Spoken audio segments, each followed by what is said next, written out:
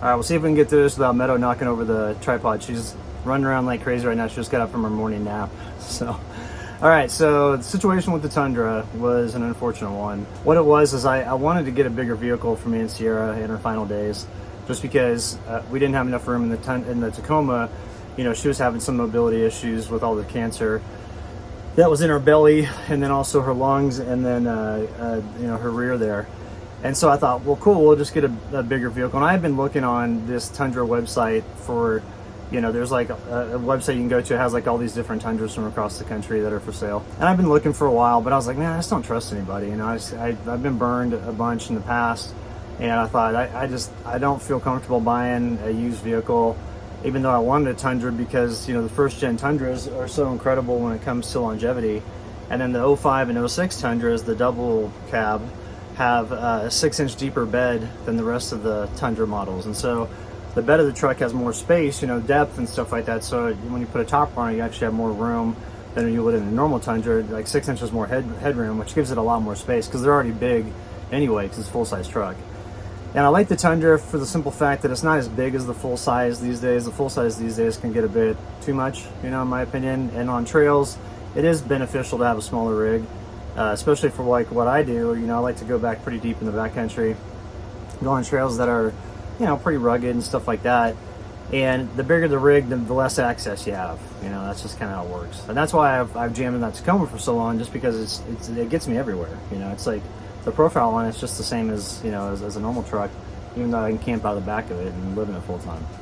So anyway, there's this guy that I know, Tyler. He's back when I was full time in Colorado a bunch. We used to hang out, and he's been in my videos. You know, I thought we were good friends and all that stuff. I've been in his house a bunch. His kids have been in my videos, and he put up his truck for sale on Facebook. I thought, oh, cool, yeah. So I messaged him about it. I was like, hey, is that for sale? And he said, nah, there's a guy who's already interested in it. So, you know, it's already been spoken for. I thought, oh, darn. Okay, so whatever. So a couple days went by, and then I got a message from Tyler saying, hey, that guy backed out. You know, are you interested? I was like, yeah, you know, I totally am. Because I'd done a walkthrough video of his truck and all that stuff and been around a bunch, and it seemed like it was in pretty good shape. I mean, it seemed like it was. I asked him, I said, why'd the other guy back out? He said, oh, he didn't have the money. He couldn't come up with the money. I thought, oh, okay, well, that's too bad. And I know this other guy, you know. And so, anyway, I didn't message him or anything, the other guy, to ask him about it, because I figured, you know, none of my business. And so, I'd asked Tyler, had anything happened to the truck? Oh, I was in a minor fender bender on the front fender, but all I had to do was replace the fender. I'm like, oh, okay, that's cool. And then, you know, he kept on telling me, clean Colorado title, clean Colorado title. And I was like, all right. And I felt it was kind of like sales pitchy when he was doing that, because I was like, why does he keep saying that? Come to find out that after I bought it and got it back here, things weren't adding up with the truck. It doesn't drive straight, and so I think the frame is bent. So I'm getting it checked out here this week. I'm gonna call my other friend Tyler Hughes. Actually, he's a solid dude, a real good friend of mine here, and he lives in Flagstaff, and he's got he's in charge of the Findlay Toyota service department. So he's like, yeah, we'll get you all squared away and all that stuff. So we're gonna work on that truck and get it back up and running, or get it back up to where it should be. But I am gonna sell it. I don't want it with me. I bought that Tune M1 camper, you know, from for the Tacoma. Come to find out that the truck, you know, had been totaled in Arkansas. And I guess in Arkansas, you can take a salvage title truck from Arkansas and bring it back up to Colorado and re-register at the DMV, and it doesn't pick up the salvage title. Now, out here in Arizona, it does. And so once I figured that out, I contacted Tyler and confronted him about it, and he just immediately blocked me on everything, blocked me on social media, just told me to pound sand. You know, you should have done your research. You know, all that stuff. I'm thinking, dude, we were friends for 5 years. Like, your kids are in my videos. You know, like, what is your problem? Like, why aren't you just honest? You know, I asked you why the other guy backed out, and you lied, saying that, you know, oh, he couldn't come up with the money, but that wasn't it. He confronted you about the fact that the truck had a salvage title, and you pretend like you didn't know anything about it. You know, so what it is you're just a dishonest individual. And for some reason, like, you doing this to me and thinking like I'm not going to talk about what happened on my channel. Like, my channel is my life, and good or bad, you know, that's what the videos are about. It's mostly good, but there's things that happen like this where, you know, I wouldn't think a friend would burn me like that. But the threats of, like, wanting to sue me if I talk about some stuff, just just cut it out, you know, just grow up. What it is you just need to be a better person, because then you don't have to worry about this sort of stuff, to be honest. That's what's up with the Tundra. It does have a little bit of superficial stuff that needs to be fixed. I don't know exactly what mechanically it all needs at the moment. Like I said, we're going to go to the Toyota dealership soon, get it all squared away and get everything sorted out. Then once it's like roadworthy and you know, drives pretty good and all that stuff, then I'll put it up for sale. And then what I'm going to do is I'm going to leave the paint is shot on it, which I was going to rhino line it anyway. And I was going to do like the lunar rock or like a cement gray rhino line on it, and then have like some sort of like a black camper in the back, and it would have made a cool contrast, you know, like a gray and black. And that rhino line's nice too, especially if you put a clear coat on it, because then the clear coat makes it to where you can easily get off dust and everything. Because the rhino line, when it first came out, one of the issues they had with it was that when dust gets in it, it was hard to get that out when you washed it. So like the dust would kind of pocket in there, and you'd see like dirt and stuff like that. But now, if I said, if you clear coat it, you're 100% set. And so that was what I was going to do to it, because then you're good for on trails. You don't have to worry about anything scratching. You can go through areas that are tight, you know, in the trees hit the side or whatever, or the bushes hit the side, and you don't have to worry about any scratch marks or anything like that. Let's go out and check out the truck right now.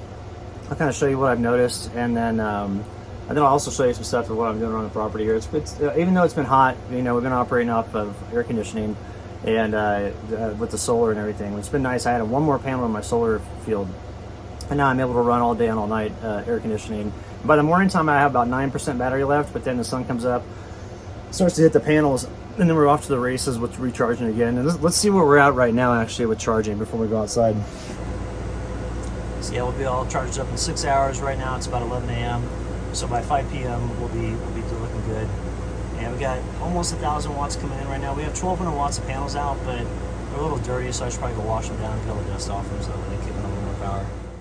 So, you know, from afar, it looks like a pretty good truck, but then when you get up close, you just realize it's got a lot of kind of cosmetic stuff that needs to be worked on, and also just some things that seems like Tyler just didn't take care of it very good. Because one thing I did notice was that when I got the truck, it was heavily armor walled in the engine area, and once I went through and power washed it and everything, I realized just how dirty this was. It was really dirty, but went through and power washed everything, got it all cleaned up, and it's looking really good.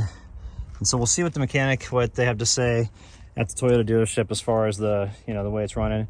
It doesn't start right now. I mean, it starts after when I put a jump box on it. So I think there was a mouse that I noticed was kind of rooting around in there. I think it may have chewed through one of the wires, maybe with the alternator or the starter, and or not alternator, but just the starter. And so that could be what the problem is with it. Once you get it started, it runs fine. It doesn't drive straight. I noticed this Georgie's Auto Sales, so I thought I'd go ahead and Google them and see what I could find. I did notice that when I Googled them a couple months ago, their reviews were really bad, and then all of a sudden they had all these positive reviews, which looked fishy because they're all from like 4 months ago. But then you see this one here that talks about going to Yelp, and Yelp has all the legit ones because it looked like they scrubbed the reviews that were on here from earlier. So if you're going over to Yelp and type in the info and hit Denver, Colorado, then you start to see some of the more legit reviews, ones that haven't been scrubbed or anything like that. So told us the title was clean, ended up being a salvage title. Boy, that sounds familiar. Here's another guy, similar stuff. Almost all vehicles have salvage titles, or they wash them with a DMV loophole. Most have been wrecked and not fixed properly, so that's probably why it doesn't drive very straight. And just more of the same, talking about how this dealership was shady, where Tyler got the Tundra from. So we'll see if we can get it driving straight. Hopefully we can. The cosmetic stuff on here, I noticed that the front is really crooked when it comes to the bumper. The bumper over here, it's got nice clearance to it. When it comes to the quarter or the panel right here, over here, it's almost right up against it, which tells me that it's a little bent, and it's either the bumper that's bent or the frame that's bent. Since this was a salvage vehicle, I did go ahead and trim it here with a metal tool. Just got it off there so that way when you drive it on a bumpy road, it doesn't constantly bang up against there and make a bunch of noise. Other stuff with the paint, I mean, this panel right here just needs to be replaced, really. It's just got some stuff. I don't know what happened down there. Tyler did something. Here we got this, which needs to be replaced. So it's just like a bunch of cosmetic stuff, like the mirrors are shot. The paint really needs a ton of work, and the windshield wipers could use to be replaced. Also, you know, you probably want to rerun align the rear bumper. Everything's fine with it though, as far as the bumper is concerned itself. It's the same type that I have. It's the drop down type of, you know, table comes down. It doesn't have the propane mount like mine does, but that's easy to get. You get that from, it's called westendmarine.com. It's a boat website. They got a bunch of different types of propane tanks. But I went through, I took out all the seats and all that stuff and really cleaned all the floors. And then this is typical wear and tear. I mean, heck, for a truck this old, my truck has the same thing. So you just replace those. What you do is you just get new seats. And, you know, switching out cosmetic stuff is actually pretty cheap. I mean, it's just the parts and the labor is like nothing, you know. You think about a seat, I mean, how long does it take to unbolt that and then bolt a new one in place? You know, not very long. So luckily, my friend Tyler Hughes, not to be confused with the Tyler who sold me this truck, but Tyler Hughes is the one who runs the Findlay Toyota service department. He's in charge of the whole thing. And so he was like, dude, he's like, you can get those, you know, interior parts and just, you know, stuff that if it's just switching out parts, he's like, that's cheap and it's easy to do. It's real fast. So just get it cleaned up, make sure it's roadworthy and all that stuff, and then sell it and make sure that it's ready to go. And then just be honest with the new owner or the new buyer, whoever wants to buy it. But I'll make it to where somebody doesn't have to get it and then take it to the shop a bunch and worry about it. I'll get it to where it's ready to go. So, but anyway, so that's the story on that. Like I said, just disappointed in the fact that, you know, the truck is what it is. I'm disappointed that I thought I had a friend in Tyler, and, you know, he just was dishonest about a lot of stuff, and then was real shady about this, and then basically told me to go pound sand when I confronted him about it, and then went on Facebook. It was like, Brian's lying because I went through a dealer and everything's cool, and we all know the story about the dealer. So it's just come to find out he just wasn't the person I thought he was. I'm disappointed in that because I thought we were good friends for a better part of like 5 years. Yeah, he's been in a bunch of videos and all that stuff too, and it's just disappointing. So I don't understand people that operate like that. It's like the world doesn't need more dishonest people. You know what I mean? It's like, especially nowadays, we all got to, like, I don't know, just expect the best out of each other, I guess. And stuff like that, when it happens, is just disappointing. Around the property here, what I've been doing is, you see these areas underneath the pine trees, I'm putting in these rocks around here. And what this does is it really helps to make it to where the soil doesn't flow back into the little, you know, depression that I dug for the trees. And then that concentrates the water going down here where the taproot is for the pine trees. And then the pine trees, you know, obviously have roots that go and spread out. And then what I'm going to do is also get a particular type of grass that has 10-foot deep roots, and they go down in the soil, and they're really good for trees because they help to get oxygen into the soil, and then also help for worms to get down in there, and worms aerate the soil as well, and also leave behind, you know, nutrient-rich droppings and all those things. And so I'm doing that all across the property here. If you see, I've got them over here, even on this little guy. Put that in there, and these ones have been doing really good. These pine trees, they've really come back from the brink. This one here was almost dead, and that was about a year ago. And if you look at it now, you know, it's thriving pretty good. And I just concentrate all the water down underneath there. And if you look, you know, looking downhill here, all these plants are alive underneath, you know, that they're benefiting from the fact that I'm watering this plant here, and it's going downhill underneath, you know, underneath the soil here. And then same with this one. This one's looking great. This tree's really come around. And, you know, it was all blocked over here from this branch that was sticking out. So these trees were only getting sun in the afternoon this way. That's why they're kind of pointed in this direction. If we back up here, both of them are pointed that way.